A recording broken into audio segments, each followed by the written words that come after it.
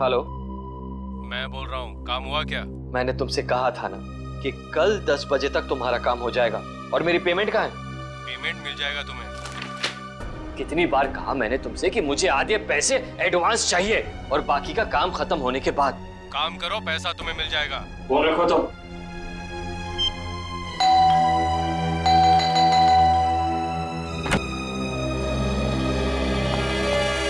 कविता, क्या बात है?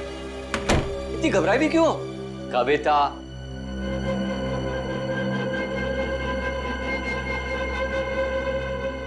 कविता, मैंने उसे वहां देखा था, नीचे नीचे खड़ा था वो। नीचे? कौन? सूरज।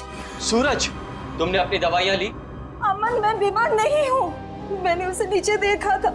उसकी आंखें उसी मासूमियत से मुझे देख रही थी जैसे पहले देखा करती।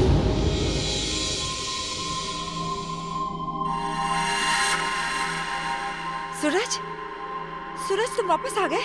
मैं जानती थी कि तुम आओगे। ये खून? सूरज, सूरज, सूरज!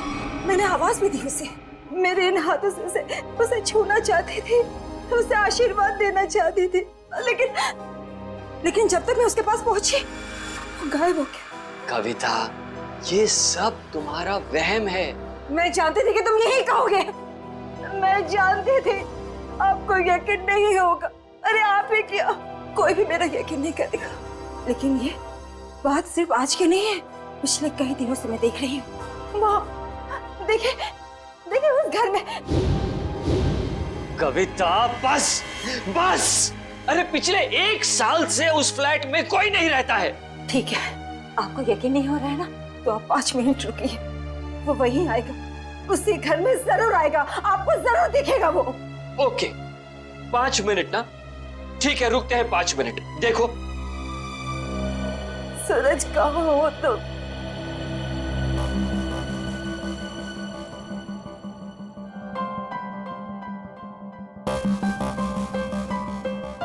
लो, हो गए तुम्हारे 5 मिनट। आया सूरज? आया? नहीं ना? प्लीज 5 मिनट और रुकिए, वो जरूर आएगा। बस कविता, बस। अरे अगले आधे घंटे भी यहाँ खड़ी रहोगी ना, तब भी वहां सूरज नहीं आएगा। तुम्हारे पास ये सब फजूल की बातों के लिए फुर्सत है, मेरे पास नहीं। Enough of this nonsense. रुकिए तो, वो आएगा, वो जरूर आएगा।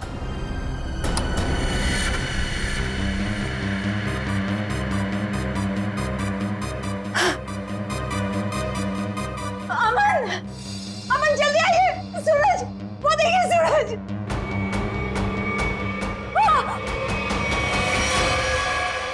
सूरज, अमन, अमन, अमन, जल्दी आइए, जल्दी आइए।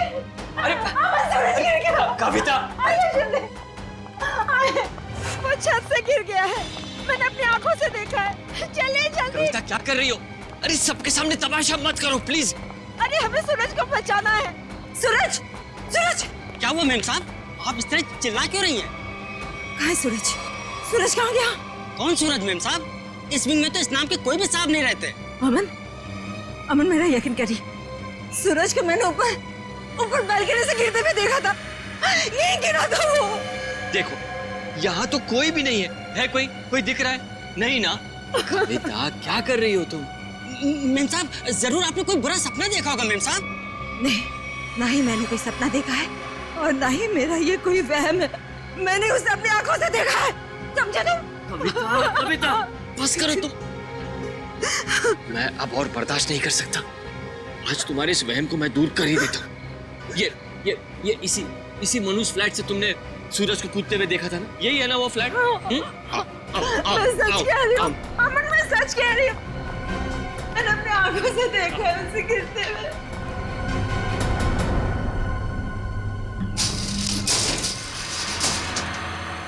ये लो, अपनी आंखों से देख लो, यहाँ ताला लगा हुआ है। कविता, मैंने तुमसे कहा ना कि ये फ्लैट 1 साल से बंद पड़ा हुआ है। मेम साहब बिल्कुल ठीक कह रहे हैं। ये घर पिछले 1 साल से बंद ही पड़ा हुआ है। नहीं, ये तुम सबकी चाल है। मेरे साथ ऐसा घिनौना मजाक करके तुम लोग मुझे गलत साबित करना चाहते हो। कविता, मैं तुम्हारा पति हूँ, इतना प्यार करता हूँ मैं तुमसे। क्या मैं तुम्हारे साथ ऐसा करूंगा? हाँ, इसका पता तो अब सीआईडी लगाएगी। तुम भी ना कविता, हद करती हो बस। हमारी किसी की बात तुम्हारे समझ में नहीं आती। अब सीआईडी को बुलाने की क्या जरूरत थी? कविता जी आप हैं? जी मैं हूँ। आप ही ने हमें फोन करके बुलाया? हाँ, मैंने किया था आप लोगों को फोन। तो बताइए क्या हुआ यहाँ पर? मैं आपको बताता हूँ सर। कविता आप क्या? कौन है? मैं अमन, कविता का पति और सूरज का फैमिली लॉयर। सूरज, वही जिसने छलांग लगाकर खुदकुशी की? हाँ वही। कविता जी मैं कह रहा हूँ आपसे, ये फ्लैट पिछले 1 साल से खुला नहीं है। हम आप सीआईडी का वक्त बर्बाद कर रही हैं। वैसे आप कौन है? मैं इस सोसाइटी का सेक्रेटरी। सोसाइटी के सेक्रेटरी है? तो फिर सेक्रेटरी साहब, अगर कविता जी ने किसी को छलांग लगाकर खुदकुशी करते हुए देखा है तो उसकी तहकीकात करना हमारा फर्ज है, समझे आप? आप हमारा वक्त बर्बाद करने की चिंता मत कीजिए। फ्लैट कहाँ है बताइए? जी ये चाबी है आपके पास? जी। तो खोलिए। कविता जी आप देख सकते हैं यहाँ सारा सामान ढका हुआ है। कोई यहाँ कैसे आएगा? यहाँ की साफ सफाई तक नहीं हुई है। सेक्रेटरी साहब, आप थोड़ी देर के लिए अपना मुंह बंद रखेंगे और सीआईडी को अपना काम करने दीजिए, ठीक है? जैसा आप ठीक समझे। हाँ तो कविता ये बताइए, कल रात को आपने सूरज को कहाँ पर देखा? जी वहाँ उस बालकनी में। बालकनी?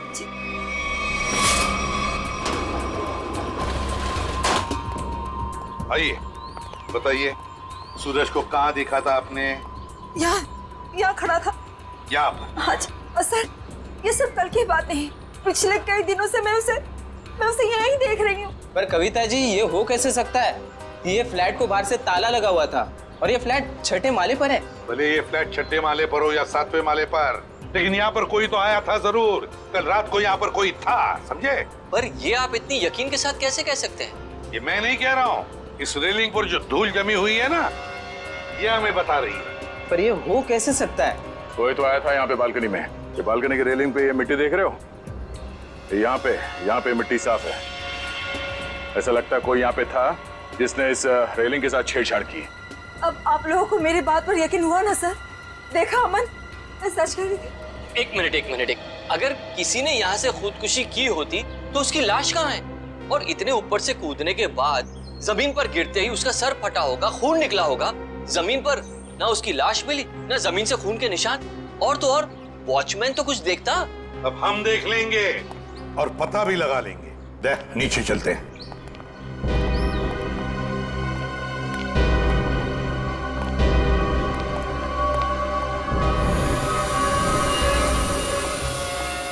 आशय, कोई खून के निशान दिख रहे क्या?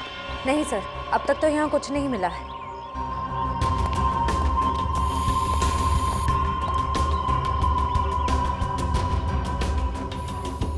वॉचमैन, कल रात ड्यूटी पर थे ना तुम? साहब नहीं था। तो फिर तुमने देखा कैसे नहीं किसी को ऊपर से गिरते हुए? साहब रात में मैं ही यहाँ पे बैठा हुआ था। ये मेम साहब अचानक यहाँ आई और बोलने लगी कि सूरज ऊपर से कूद गया। अच्छा एक बात बताओ, कल कोई अनजान आदमी आया था कल रात को यहाँ इस विंग में? नहीं साहब, इस विंग में जो लोग रहते हैं वही लोग आए थे साहब। आप चाहें तो मैं आपको रजिस्टर भी दिखा सकता हूँ साहब। सर हाँ? सर खून के कोई ट्रेसेस नहीं मिले वहाँ पे। ऐसे कैसे हो सकता है? आप लोगों को कुछ सबूत मिला है ना बालकनी में किसी की मौजूदगी का? मैं सच कह रही हूँ सर, मेरा यकीन कीजिए। कविता जी, हम आपका पूरा विश्वास कर रहे हैं, आप सच बोल रही हैं। मैं तो सच बोल रही हूँ, लेकिन मुझे लगता है कि ये लोग झूठ बोल रहे हैं। क्या मतलब? शायद ये लोग मुझे झूठा साबित करना चाहते हैं। लेकिन क्यों गलत साबित करना चाहते हैं ये लोग? ऐसा ही है सर, मेरे आने से पहले इन लोगों ने लाश को ठिकाने लगा दिया होगा, खून भी साफ कर दिया होगा। मेरा यकीन कीजिए, मैं सच बोल रही हूँ। कविता, तुम सबके सामने पतंग खड़ा कर रही हो।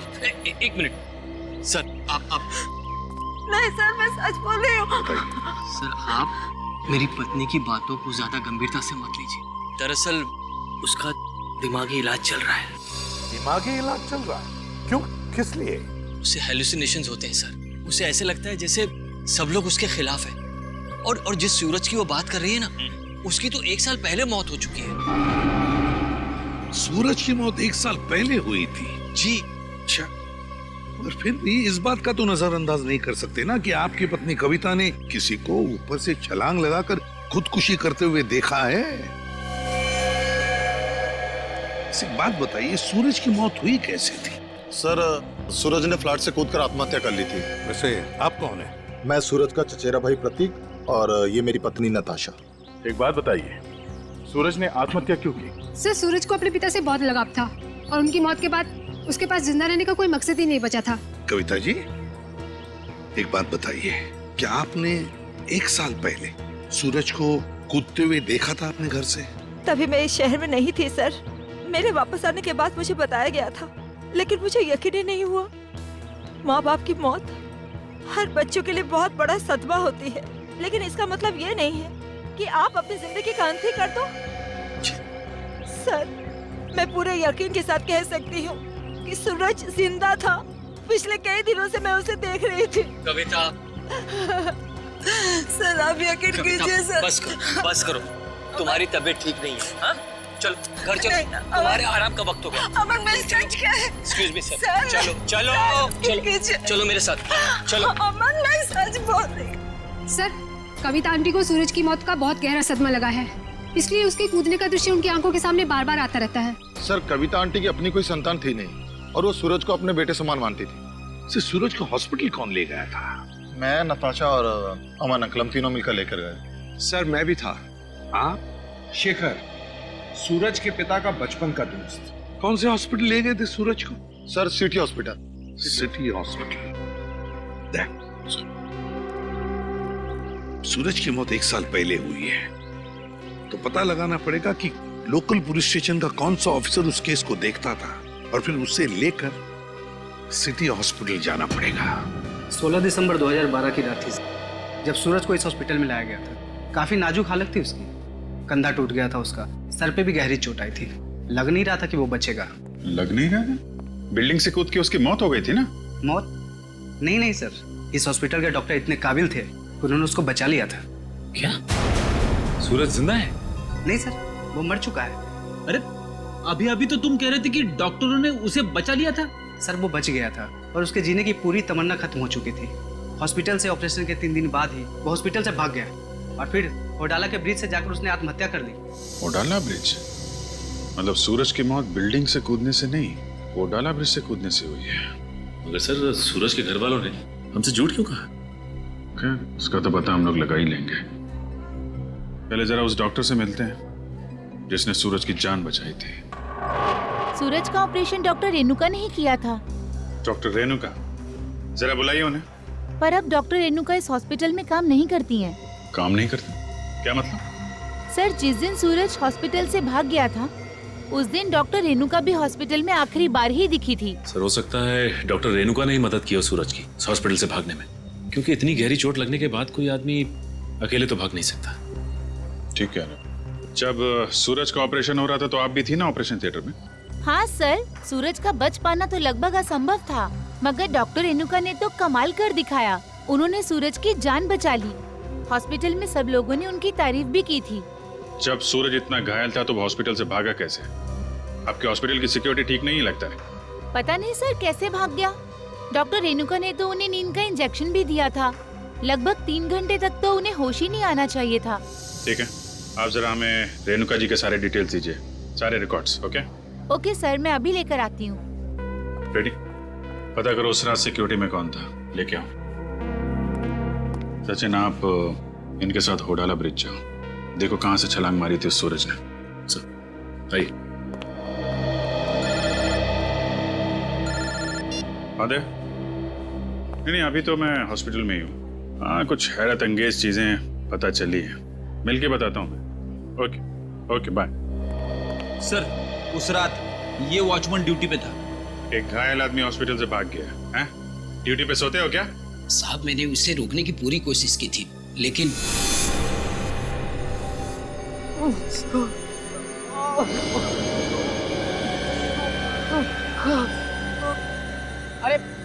अरे साहब आप कहाँ जा रहे हैं? अपने काम से काम रख। ऐसे मैं आपको नहीं जाने दे सकता साहब। मेरे बीच में हट जा वरना फिर जान ले लूंगा।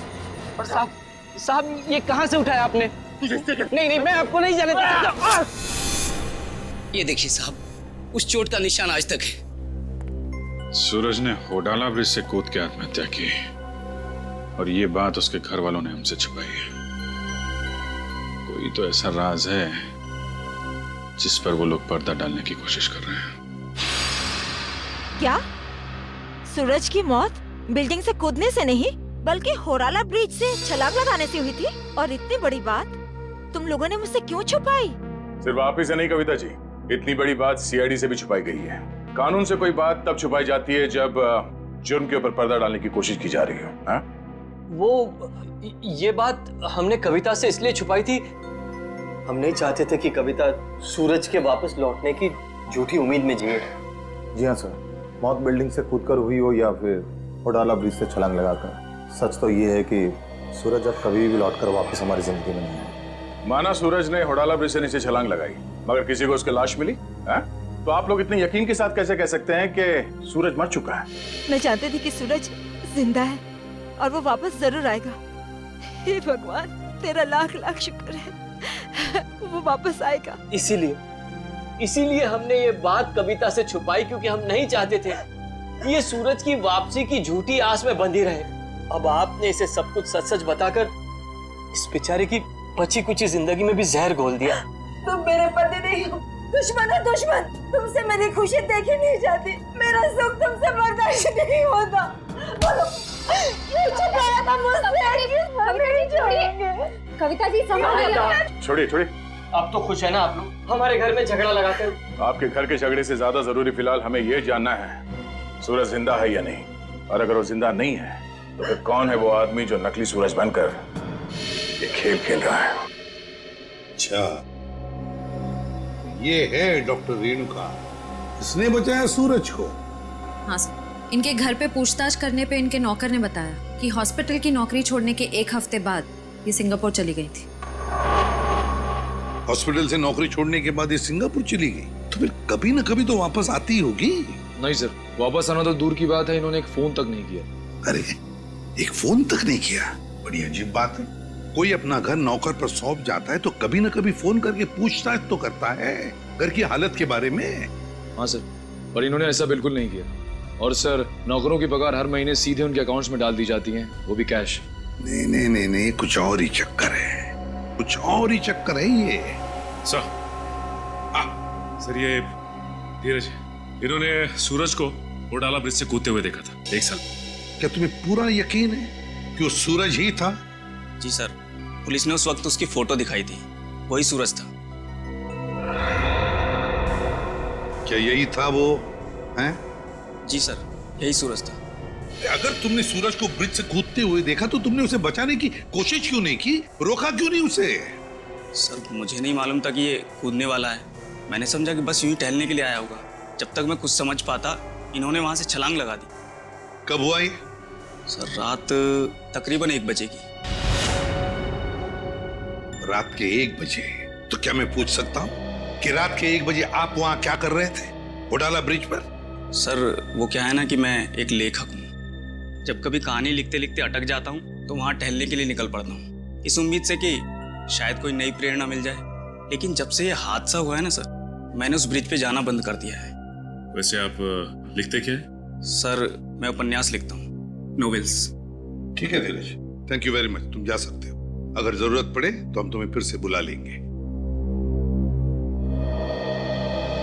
सर, ये होडाला ब्रिज के नीचे के पानी का बहाव बहुत तेज है सर। अगर कोई भी आदमी ऊपर से नीचे गिरता है तो उसका बचना अब नामुमकिन है सर। और तो और सर, पुलिस वालों ने उस जगह की अच्छी तरीके से छानबीन करवाई थी गोताखोरों से, लेकिन सूरज की लाश नहीं मिली थी सर। हो सकता है कि तेज बहाव की वजह से वो सूरज को ढूंढ नहीं पाए होंगे, या फिर किसी न किसी वजह से सूरज डूबने से बच गया।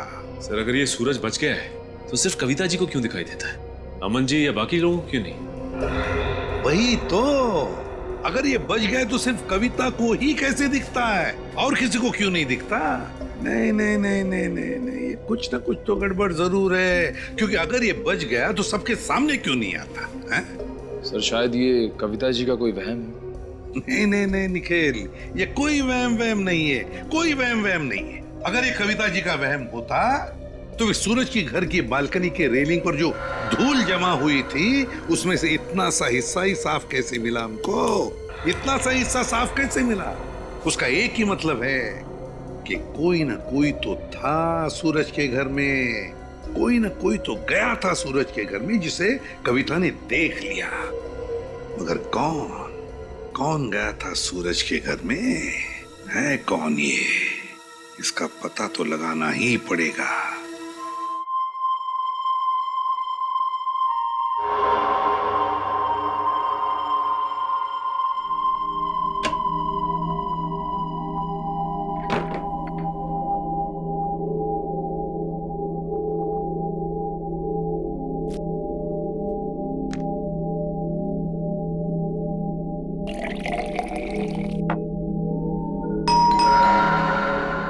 इस वक्त कौन हो सकता है?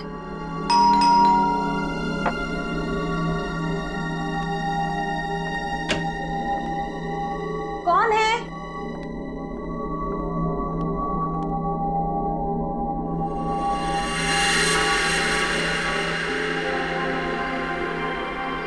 सूरज, सूरज, आज सबके मुंह पे ताला लग जाए। हाँ? सूरज, अब कहाँ चले गए? सूरज कहाँ? सूरज बंद करो ये मजाक, कहाँ हो तुम? सूरज आ जाओ अभी। सूरज, मेरी आंखें तरस गई है तुम्हें देखने के लिए। सूरज, सूरज कहाँ हो सूरज तुम? सूरज, सूरज। कविता आंटी, सूरज तुम ऊपर जा रहे हो ना? आप ठीक हो ना? मुझे तुम्हारे कदमों की आवाज आ रही है। सूरज रुक जाओ। आप ऊपर क्यों जा रही हो? सूरज रुक जाओ, रुक जाओ सूरज। कविता आंटी, इस वक्त आप छत पर क्यों जा रही है? सूरज, सुना ही नहीं होगा। सूरज, सूरज मैं जानती हूँ कि तुम छत पर आके छिपे हो। देखो, अब अच्छे बच्चे की तरह वापस आ जाओ। अब मेरे सब्र का और इम्तिहान मत लो सूरज। कहाँ हो तुम? अब अगर तुम 5 गिनने तक बाहर नहीं आए ना, मैं तुमसे कभी बात नहीं करूंगी। 1, 2, 3, 4।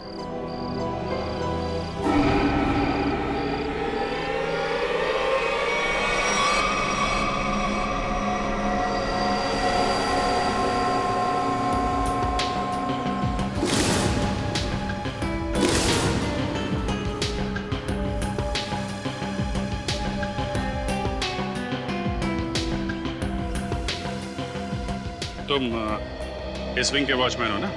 जी साहब। कैसे हुआ ये सब? साहब, कल रात तकरीबन 2 बजे मुझे किसी की चीख सुनाई दी।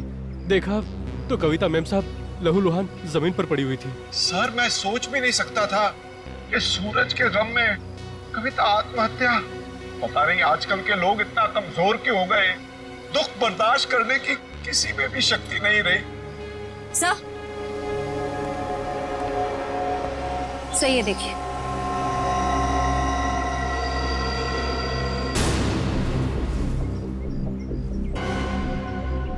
ये बात है। शेखर जी, कविता ने आत्महत्या नहीं की है। क्या बोल रहे हैं आप? इनके हाथों में बहुत सारी खरोंचे हैं, चूड़ियां टूटी हुई हैं। ऐसा लगता है कि उसकी किसी से हाथापाई हुई है। शायद खूनी ने छत पे से धक्का दिया इनको। ऐसे ये बताइए कि आप में से किसी ने भी कविता जी को छत पे जाते देखा क्या? हाँ सर, मैंने देखा था। वो ऊपर जा रही थी सीढ़ियों से। मैंने उन्हें आवाज भी दी थी, पर उन्होंने सुना नहीं। कविता जी अकेले छत पे जा रही थी या उनके साथ में कोई और भी था? वो अकेली थी सर, और वो बार बार सूरज का नाम ले रही थी सर। मतलब सर, ये सूरज भी छत पे ही था?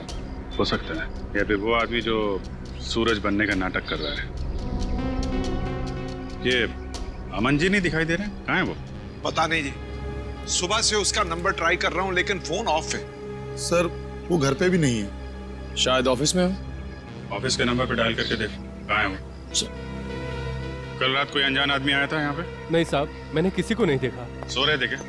नहीं साहब, मैं सच कह रहा हूँ। मैं कल रात जाग रहा था और मैंने किसी को नहीं देखा इस विंग में जाते हुए। अगर जाग रहे थे तो किसी और को कविता के साथ छत पे जाते हुए क्यों नहीं देखा तुमने?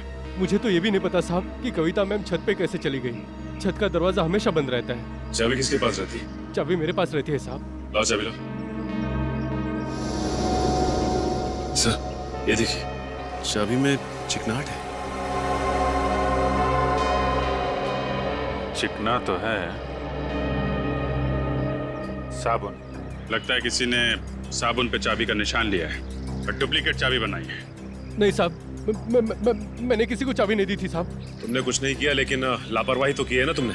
केबिन में तुमने चाबी लावारिस छोड़ दी होगी और इस बात का फायदा उठाकर किसी ने डुप्लीकेट चाबी बनवा ली। खूनी जो कोई भी है, छत पे जरूर कोई निशान छोड़ा होगा उसने। शेख, बॉडी को पोस्टमार्टम के लिए भिजवा दो।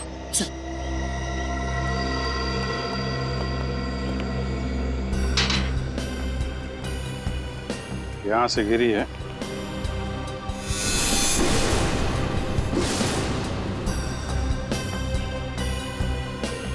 चूड़ी, इसका मतलब यहीं से खूनी ने कविता जी को नीचे फेंका है।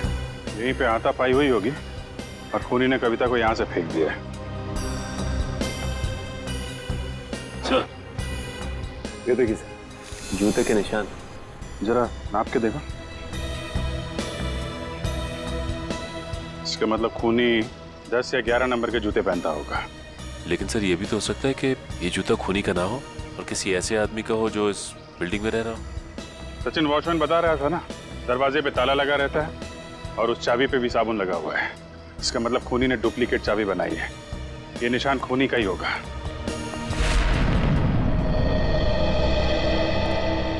क्या पता चला ऑफिसर? सर उनके ऑफिस ने बताया कि अमन जी कल दिल्ली जाने वाले थे कॉन्फ्रेंस के लिए, लेकिन वो दिल्ली पहुंचे ही नहीं। दिल्ली पहुंचे ही नहीं? हाँ सर, उनकी फ्लाइट की टिकट ही बुक थी, लेकिन वो मुंबई एयरपोर्ट तक ही नहीं पहुंचे। सर कहीं ऐसा तो नहीं कि अमन जी ने ही कविता जी को? कैसी बात कर रही हैं आप? अमन कविता से बहुत प्यार करता था और वो कविता के लिए अपनी जान तक दे सकता था। ऐसी बात है तो फिर अमन गायब क्यों हो गया? बीवी की मौत हो गई और पति लापता? सर मुझे शुरू से ही अमन के हाव भाव कुछ ठीक नहीं लग रहे थे। क्या मतलब?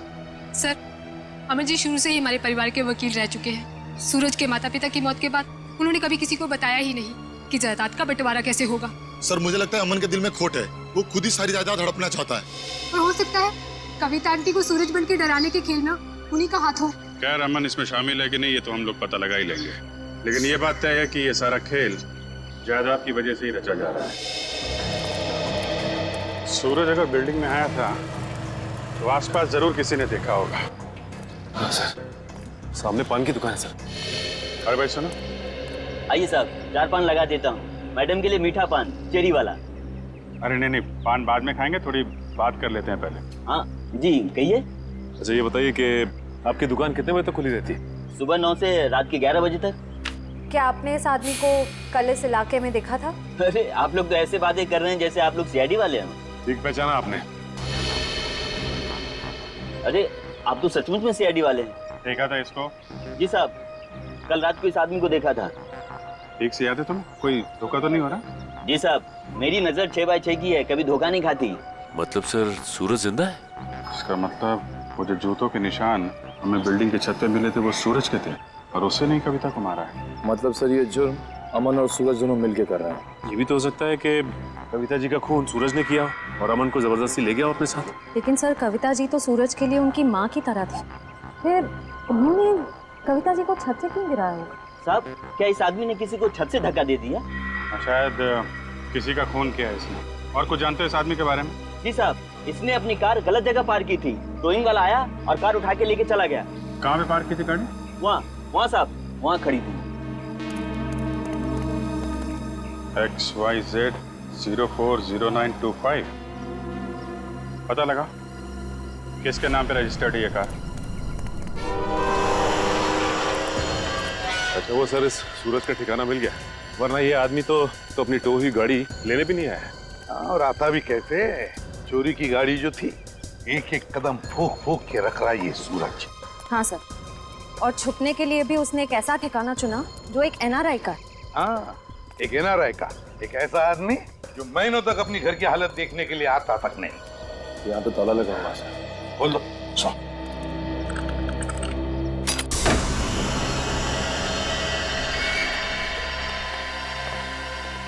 इस कमरे में से तो बहुत बुरी तरह से बदबू आ रही है। ऐसा लगता है जैसे कोई लाश है। कोई लाश ही सड़ी है इस घर में। ढूंढो, देखो कहाँ पर है वो लाश।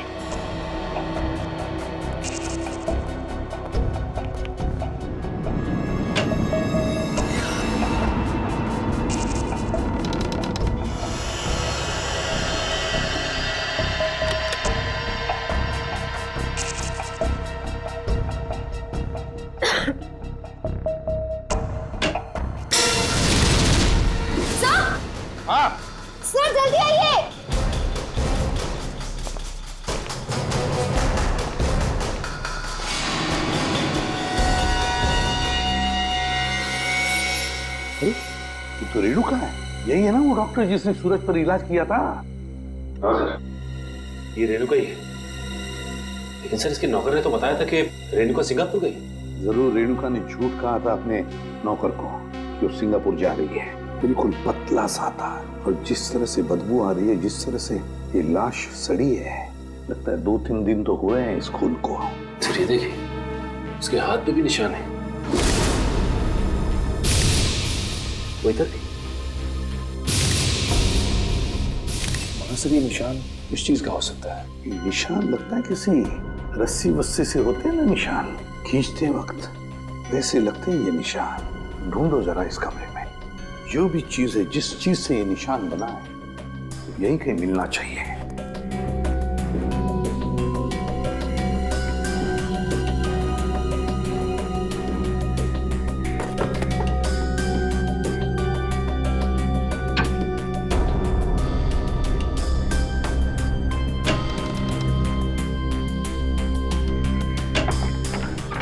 माय गॉड, सचिन ये देखो क्या है यहाँ पर कबर्ड में, डमी।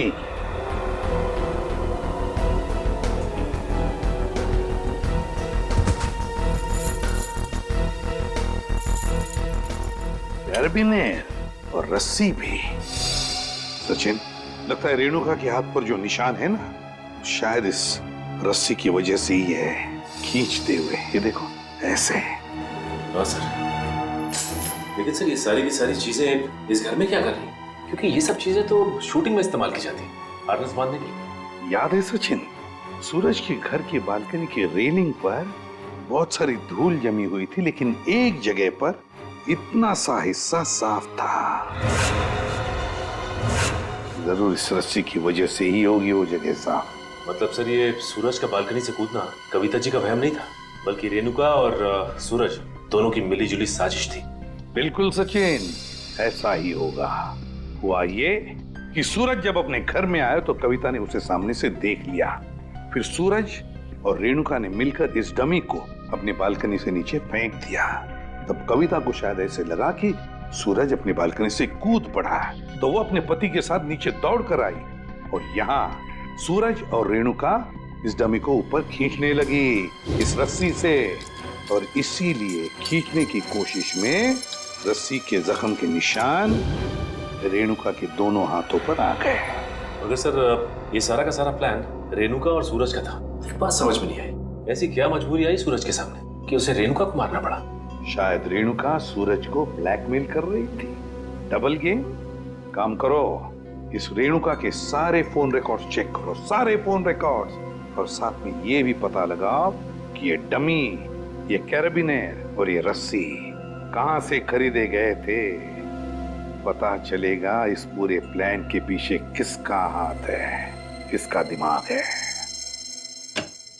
सर, हाँ सर आपने ठीक कहा था सर, वाकई में रेणुका के कॉल रिकॉर्ड से दूध का दूध और पानी का पानी हो गया सर। क्या पता चला फोन रिकॉर्ड से? ये देखिए सर, पिछले 1 साल में रेणुका को सबसे ज्यादा कॉल इस नंबर से आया सर, और ये नंबर अमन जी का है। हाँ, सबसे ज्यादा फोन अमन से आए हैं। तो क्या अमन हमसे झूठ बोल रहा है? कहीं अमन भी तो मिला नहीं इसमें? हो सकता है सर, हो सकता है कि अपनी बीवी की मानसिक स्थिति का फायदा उठाया उसने और ये सारा ड्रामा रचा सूरज का, ताकि वो अकेले उसकी प्रॉपर्टी का हकदार बन जाए। सर एक बात मेरी समझ में नहीं आ रही है, वो सूरज जिसे उस पान वाले ने देखा था, वो असली सूरज था या नकली? वो असली भी हो सकता है श्रेया। भले ही सूरज ने होडाला ब्रिज से छलांग लगाई, मगर उसकी लाश कहाँ मिली है किसी को? अब तक किसी को भी उसकी लाश नहीं मिली है। लेकिन सर सूरज को तो काफी लगाव था कविता जी से, तो वो ऐसी हरकत क्यों करेगा? कहीं ऐसा तो नहीं कि ये सूरज नकली है? आ गया क्या? Great work Sachin.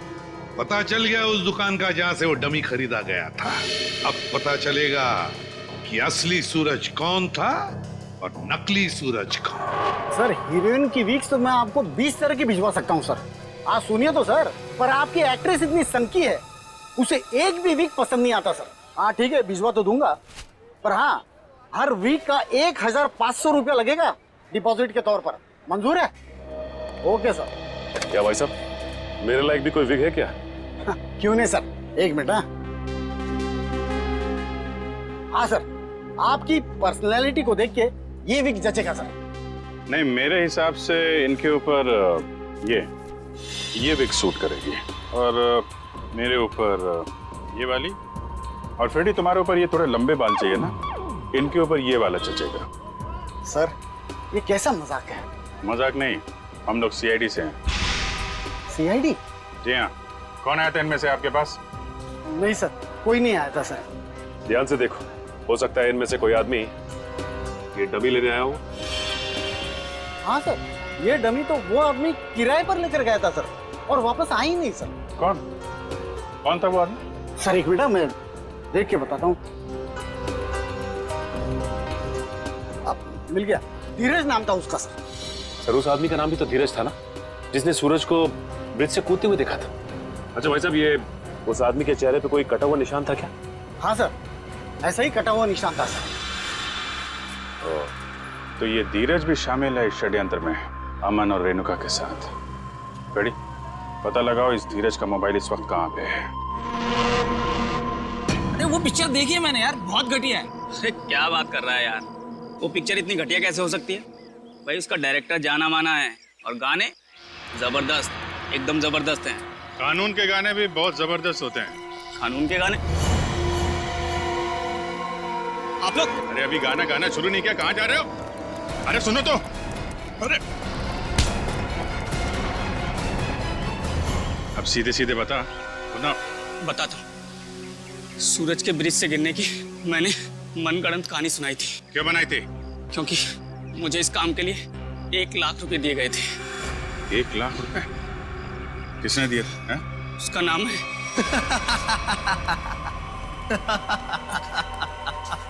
क्यों किया तुमने कविता के साथ ये सब? और मुझे यहाँ इस तरह बांध कर तुम्हें क्या मिलेगा? सुकून, ढेर सारा सुकून। ठीक उसी तरह जिस तरह मौत की दुनिया से निकलकर जिंदा लोगों की दुनिया में आकर मिलता है, वो सुकून। बकवास बंद करो। ना तुम कभी मरे थे और ना ही तुम सूरज हो। बहरूपिये हो तुम, बहरूपिये। अरे बाप रे, तुम्हें तो सब पता है। क्या है ना कि इतनी बातें जानना तुम्हारी सेहत के लिए ठीक नहीं है। तो मैं सोच रहा हूं कि तुम्हारी सारी तकलीफें मैं दूर कर ही देता हूं। ये क्या कर रहे हो तुम? रुक जाओ जतिन, इसकी टिकट काटने से पहले इसे देख लेने दो कि ये सारा खेल किसका रचा हुआ है। तुम? हाँ मैं कभी सोच भी नहीं सकता था कि इस सब के पीछे तुम हो। तुम्हारे सोचने की शक्ति वैसे भी कभी कुछ खास रही नहीं, और अब अपने जीवन के आखिरी पलों में अपने दिमाग पर जोर डालना बंद करो। हम ही सब कुछ आपको बता देते हैं। क्यों जतिन? क्या है ना कि तुम्हारे मरने के बाद मैं कोर्ट जाऊंगा, सूरज बनकर सरकारी कागजों पर दस्तखत करूंगा। फिर क्या है, सारी जायदाद हमारी। क्यों बॉस? अरे तुम लोगों को प्रॉपर्टी चाहिए थी तो मुझसे पहले ही कह देते। कविता की जान लेने की क्या जरूरत थी? बहुत अफसोस है कविता की मौत का। जतिन चलो, अब देर मत करो, इसे भी भेज दो कविता के पास, भेज दो। Just boss.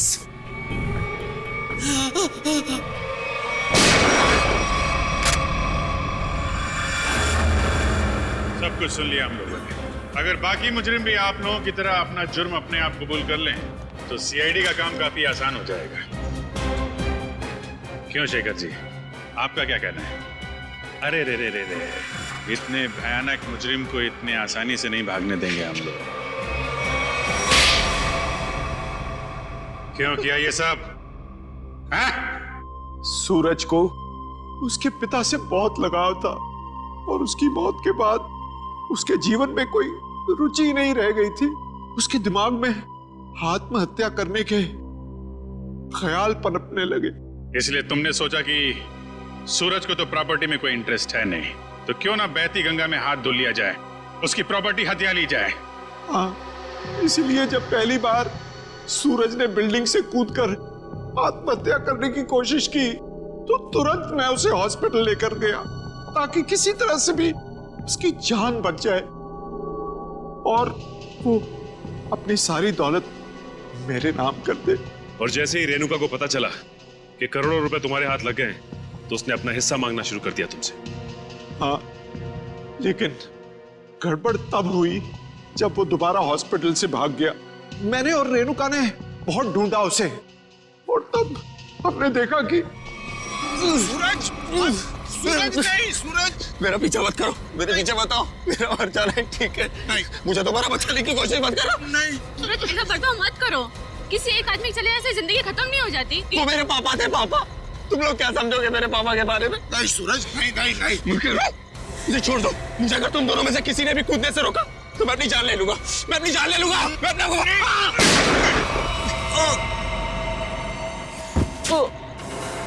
क्या सूरज को तुमने मार डाला?